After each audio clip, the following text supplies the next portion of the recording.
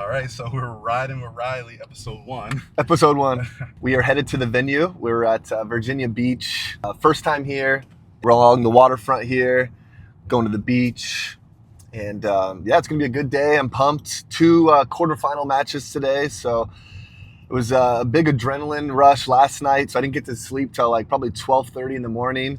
But don't you worry, I did get my 10 hours of sleep. And so I feel refreshed and I'm feeling ready to go.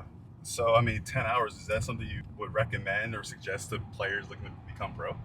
I think definitely just that full recovery with sleep is necessary. I think a lot of people struggle to get 10 hours of sleep, but for me, like, I pass out. I'll get sometimes 11 hours. So I know even Roger Federer, he sleeps like 12 hours. And so just like trying to maximize your recovery the best way you can, and sleep is definitely beneficial for that. They do the progressive draw now. So if you guys lose today, are you done?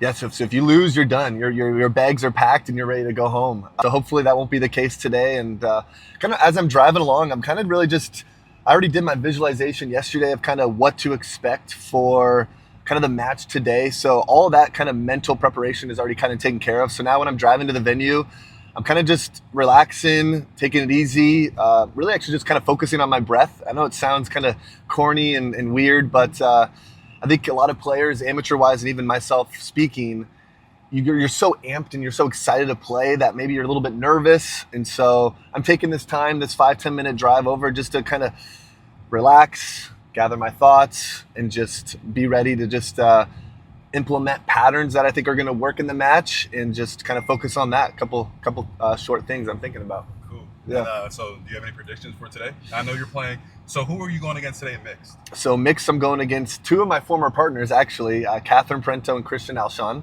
So it'll be a really, really good match. It'll be on center court. I'm playing with Jackie Kawamoto. So we all know each other's games pretty well. And so whoever can just execute better is probably going to win the match. Okay.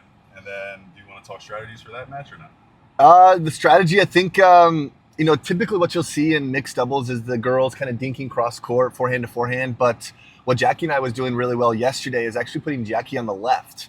And it kind of just throws off the rhythms and the patterns of the points of where now I'm in front of the guy, and now the guy kind of has to stay home more, and he's not able to kind of poach in the middle all the time. And so it was working well yesterday. Jackie's really, really good at playing the left side of 2. I know some guys are just so stubborn of like, okay, I'm never going to, I'm always going to play the left side, and I'm just going to, make my girl play the right. And it's like, I'll wear the skirt. I don't care. Whatever it takes to win. So I'm all about it. Cool. Men's doubles, there was a huge upset.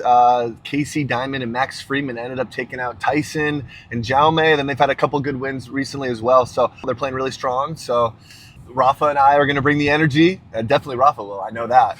It'll be a fun match, and looking forward to it again. Have you ever played them before? I've played Casey a couple times. He actually lives in Arizona, so I've actually practiced with him a couple times. And then in tournaments, I played him as well and had the better of him. But can't take him lightly, because as soon as you take them lightly, any of these teams now, they're gonna eat your lunch. So hopefully it'll not be the case today. You guys were the underdog yesterday in both your matches. Are people really underdogs these days? Are they really underdogs? Do the rankings matter?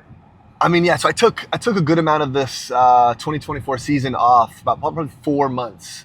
Is that when you were on the beach with Susan? So I was in Brazil.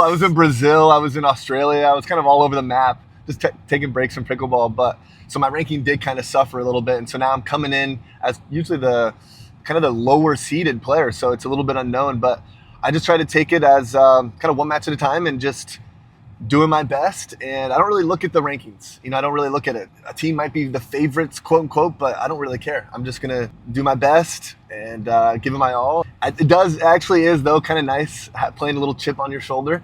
I always like that, going into like an opposing basketball arena of like the crowd cheering against you. I always loved it.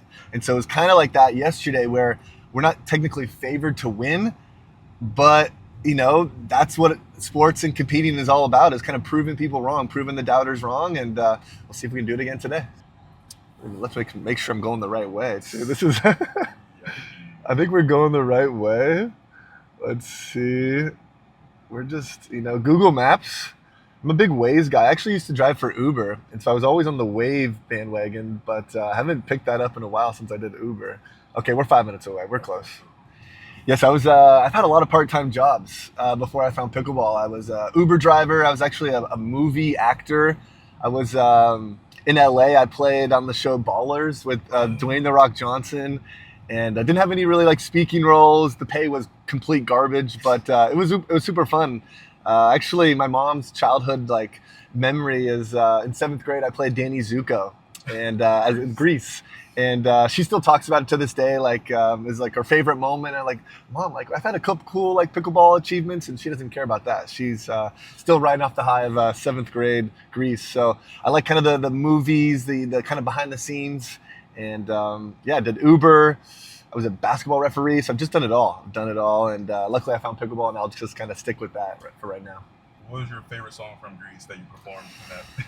Oh God, what's the one? I like the one. There was this really cute girl in my middle school that I got kind of, we were dancing back and forth. God, what was the song? Summer Lovin'. Summer Lovin'. That was it.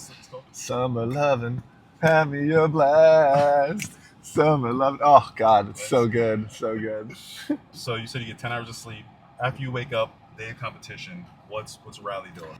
Typically like I'll wake up, and I think a lot of people, and including myself, I've done this in the past where you're just going right to your phone.